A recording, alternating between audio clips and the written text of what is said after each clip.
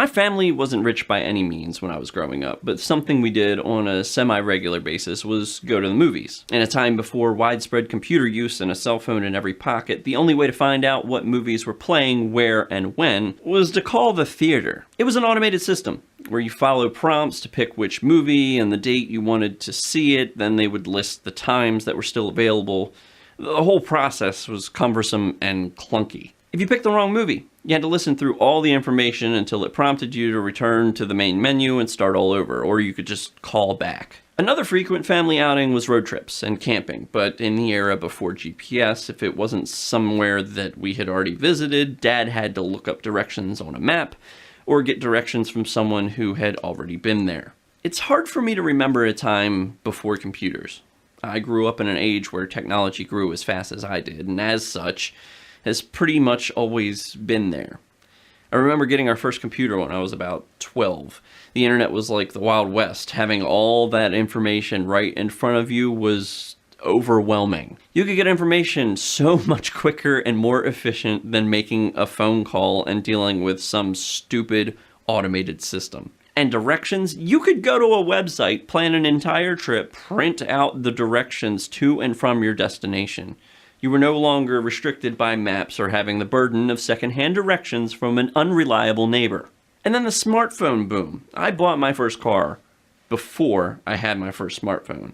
And it was then that I realized that I had a limited sense of direction. Quick side story, the first time I took my wife to see Linkin Park, I printed directions for the wrong venue.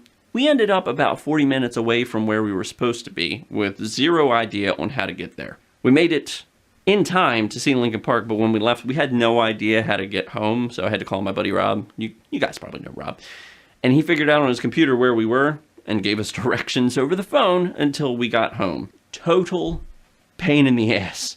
Plus, we were profiled by a cop, but that's a total different story that I need to tell another day. But that was the day that we started looking at portable GPS systems, just for those trips that we had no idea where we were going or how to get back.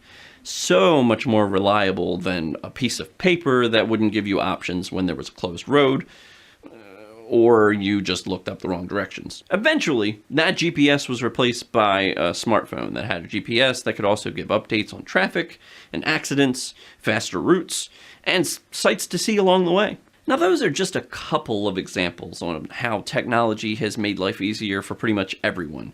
Entire industries have become so efficient that they only need a limited staff to keep their business running. We're no longer spending hours and hours waiting for information that's now available in the palm of our hand. And if we have questions, we're a Google search away from the answer. If you want to learn how to do something, literally anything, pull out your phone and ask the automated robot that's running the thing how to do it, and she finds it for you. The world's also become a lot safer. Safety systems in vehicles and industry, construction, healthcare, medicine, recreation, you name it, protect people 1,000 times better than they did even a short 15 years ago. The world is just a safer and more efficient place to live. Which is why it confuses me when I hear anyone say kids have it too easy. It's usually followed up by a story about an extremely outdated and inefficient way they used to complete a task and how much harder it was, and that kids will never know the struggle. Which proves my point entirely.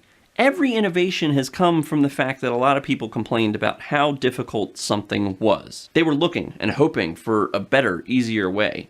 Someone was so annoyed by the idea of calling that stupid automated system so that they could go to the movies, they designed a website that simplified the process. Someone, like me, that had no sense of direction got lost one too many times and got tired of asking for directions, so they made a device that solved that problem. Yes, things used to be more difficult. They used to take more time. They were cumbersome and annoying. So why are you glorifying how it used to be when you are personally benefiting from the progress? Look at technology in any industry or aspect of modern life. Then go back 10 years, 20 years, then 50, then 100.